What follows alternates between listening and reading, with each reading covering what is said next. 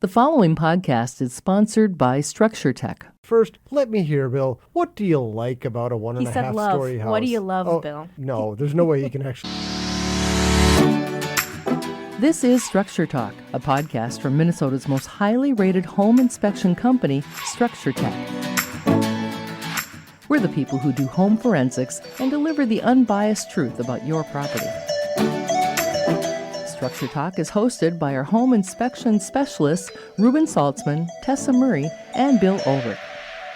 Today, guys, I wanted to talk about story-and-a-half houses. I'm absolutely in love with these things. They're all over the city. They're beautiful. They've got tons of character. They have tons of charm. They're manageable. They fit well into the world as we get smaller in houses, right? Like everybody wants a little smaller house. I just think they're amazing. So I know the building scientist to my left here has serious reservations about them. And I know the building inspector who used to own a one and a half story house. He lived in it. So tell me why I shouldn't love them as much as I do. Well, give me something. Hey, all right, you know what? I'm not going to try to convince you. First, let me hear, Bill. What do you like about a one and a half story house? What do you love, Bill? No, there's no way you can actually love Well, you it. walk into them and there's always a built-in. It's the most practical layout. You've got 2 bedrooms on the main floor. You've got a bathroom. You've got a built-in buffet.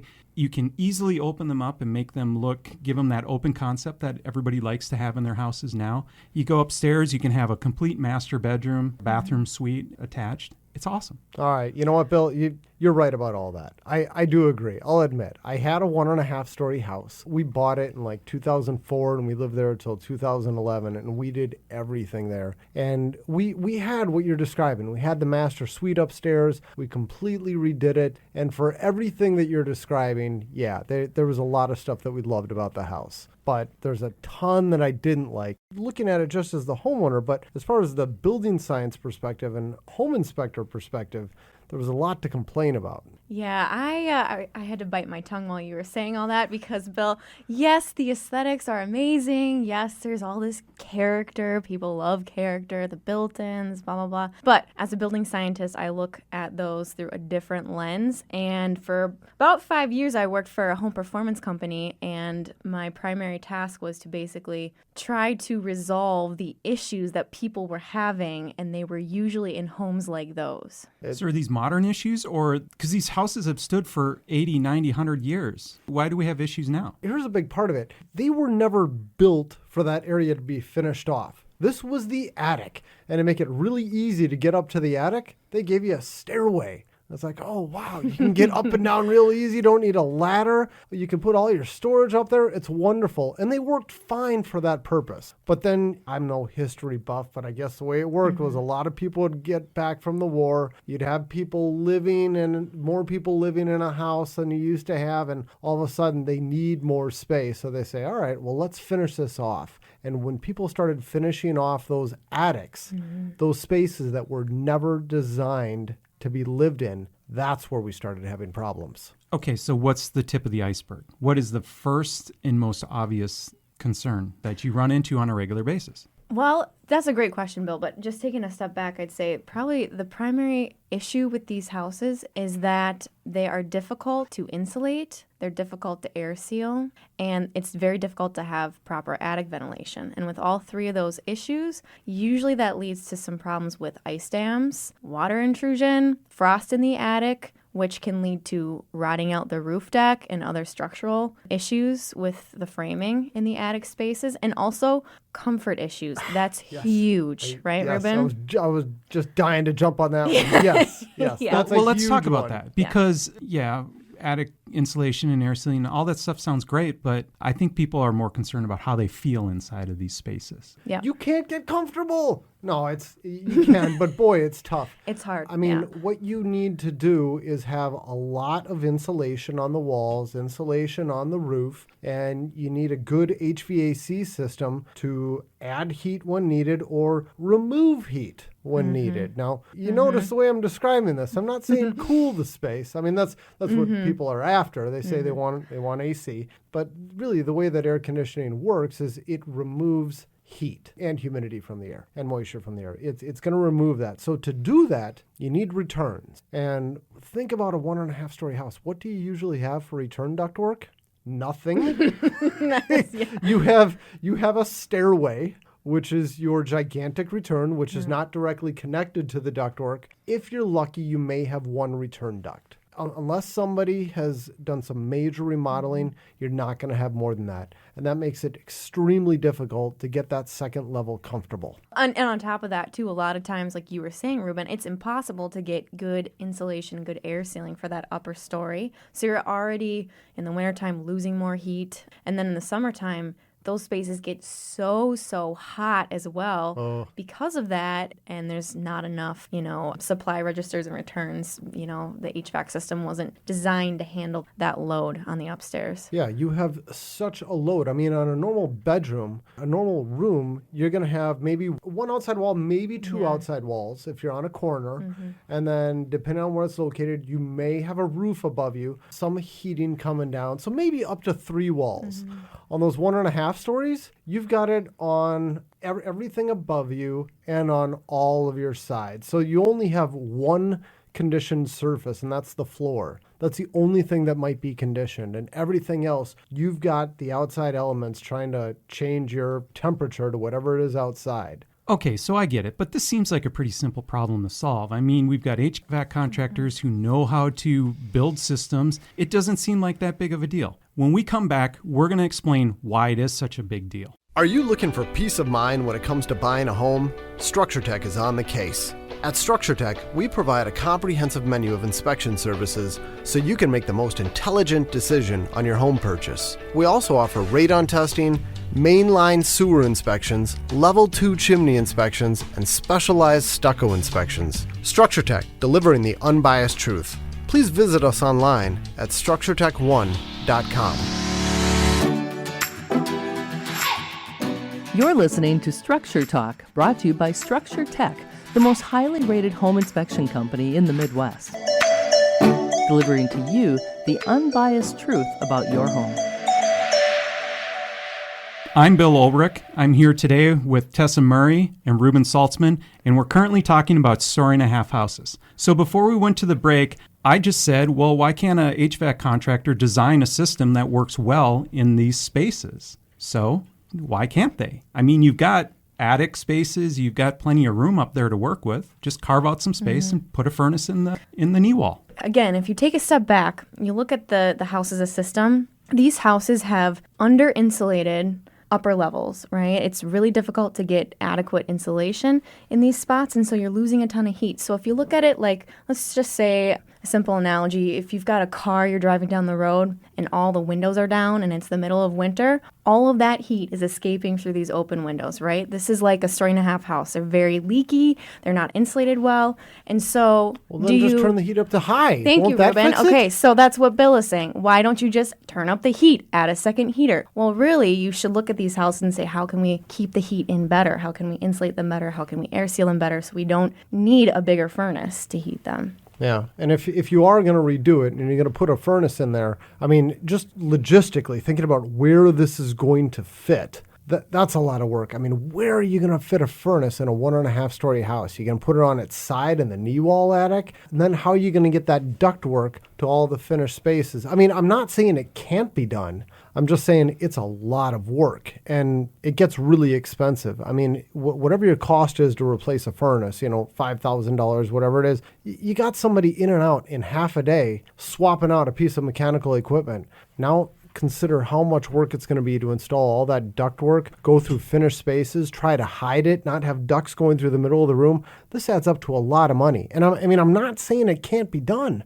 I'm just saying it costs a lot. So, you got to really love that space. Mm-hmm. So is this one of those things that just because you can doesn't mean you should? Is there a better way to attack this as a system? Well, I think the first thing you should focus on is stopping the leak. Like Tessa said, focus on air sealing and insulation, and then maybe some ventilation too. Yeah. But you have a lot of challenges with 1.5 story homes. Yeah. They're complicated systems because once you air seal and you insulate those attic spaces, you can create a whole host of other unintended consequences, which we'll talk about another. Now, Tess, another just podcast. for anybody who doesn't know what air sealing is. Air sealing. Air sealing is when you go into an attic space and you physically find the holes and pathways between the conditioned living space and that unconditioned attic space. So an example of that would be like electrical wiring that goes through the ceiling, or if you've got like a knee wall access door,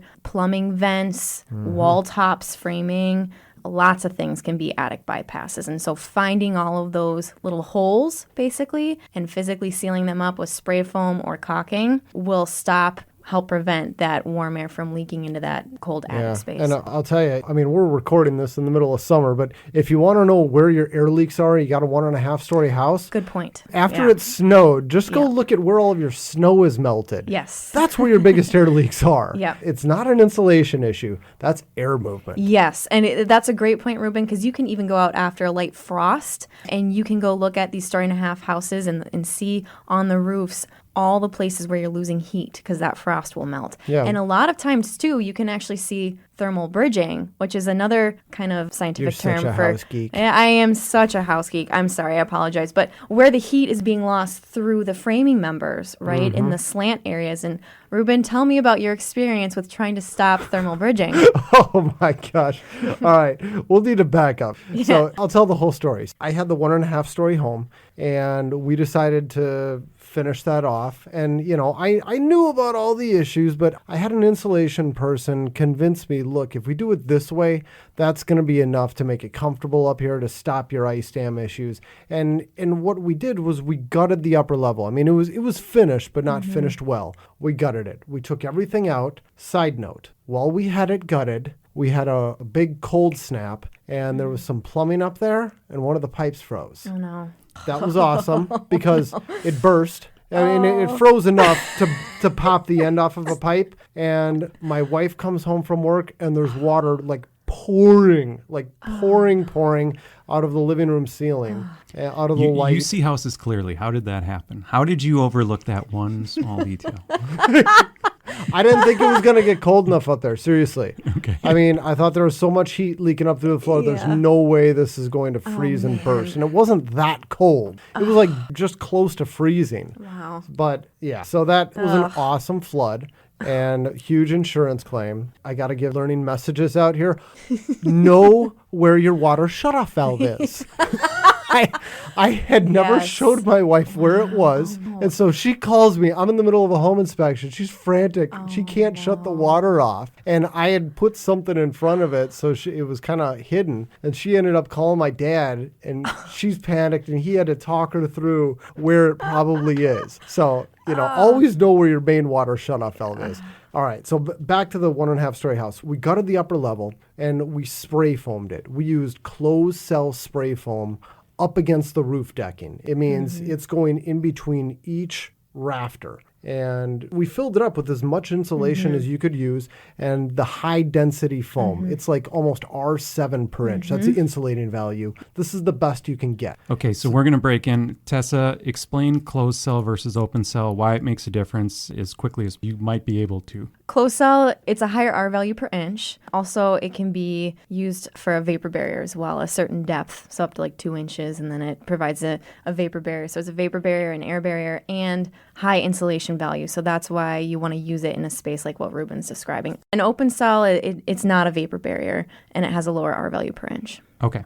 So we filled up that space with this insulation, and then we finished it off. And, you know, the beauty of this is that you don't lose any headroom, and then you can just put your insulation right up against the rafters. But what I didn't even think about at the time was thermal bridging. It's the insulating value of wood.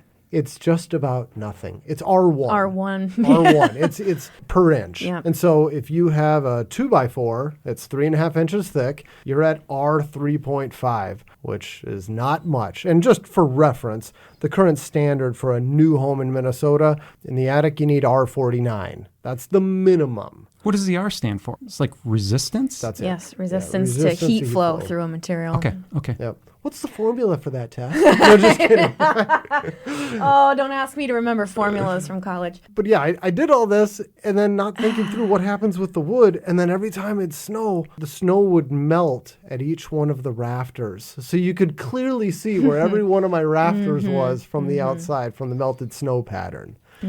So, I mean... So how do you fix that then in the future? Well, there's two options. One, add insulation to the roof deck and build the roof up from there, which means building a second roof deck on top So when of the you say existing add one. insulation to the roof deck, I mean, back up. What does that mean? It means removing all the shingles, putting down rigid foam, putting on an additional kind of space for airflow if possible, and then putting on a secondary roof deck, new plywood, and new shingles. Not cheap and not easy. The second option, you could add more insulation on the inside, right? And Yep. this is the step you skipped because you wanted that headroom. Yeah. But you could add more insulation to the inside, fur down, and get some added R value there. But then you lose headroom, valuable headroom. And a lot of times these story-and-a-half houses the ceilings are already so low, you don't want to do that.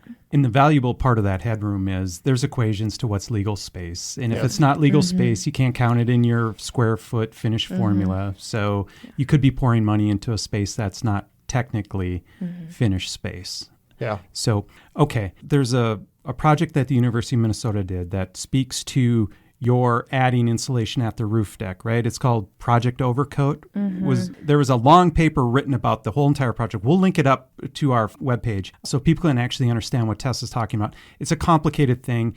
Pictures will explain much better than what we can do quickly on a podcast like this. So I'm not willing to spend all that money. So what can I do just to get beyond this problem of ice damming and other things like that? Where do I go from here? You know what? The really simple solution, and this is what I tell people. I do inspections for a lot of people buying these 1.5 story houses, and I don't try to talk them out of it. I just tell them what's going to happen. I'm going to say it's going to be a little cooler in the winter.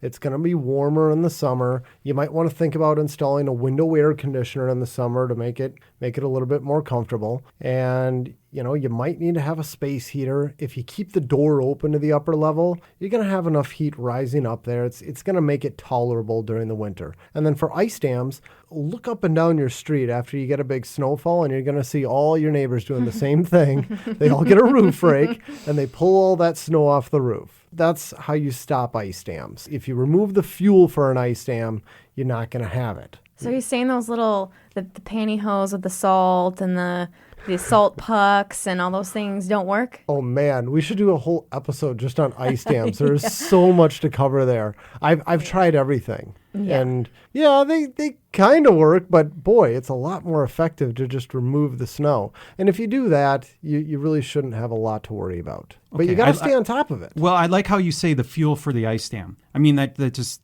it puts it in perspective. You take that away, it can't happen. Yeah. Ice dams don't happen immediately. You can go out 12 hours after the snowfall, or probably even 2 days after the snowfall. And as long as you're pulling it back, you're not going to have major problems. Just don't wait 3 weeks, and then you'll have problems.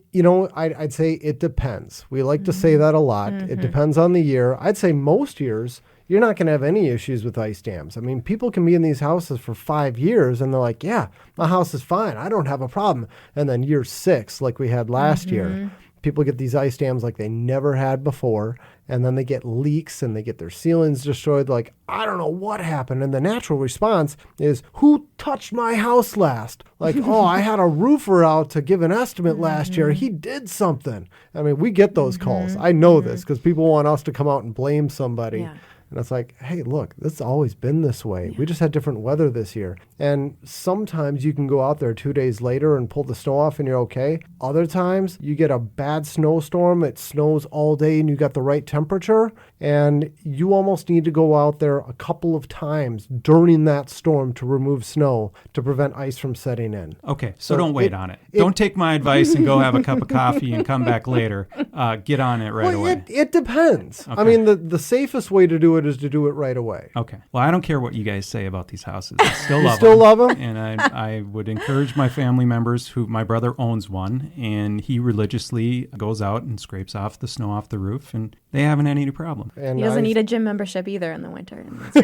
Exactly. So the other issue about story and a half houses that we kind of breezed past, but I think is potentially a big deal, is moisture in these attic spaces and frost, which a lot of times people can't see, don't know about until it's too late and there's a problem. Sure. And we're going to drill into that in another episode, because that is something that when the Minneapolis Airport Commission started replacing windows and when the MAC improvements happened to all the houses around the airport, suddenly there were all these moisture problems that had to be dealt with. Well, I don't care what you guys say about these houses. I still love them, and I'm not going to stop loving them because they're super cool. Thanks for tuning in, everybody. Reuben, what are we going to talk about next time? Oh, I can't wait for our next one. On our next episode, we're going to talk about how to fix ice dams. This is Tessa's bread and butter. Tessa used to do this for a living. She would spec the work on how to fix ice dams on existing homes. So we're going to dig into 1.5-story homes, 2-story homes, single story, and all the different challenges. Hot roofs, more ventilation. What does it take? This is going to be a fun one.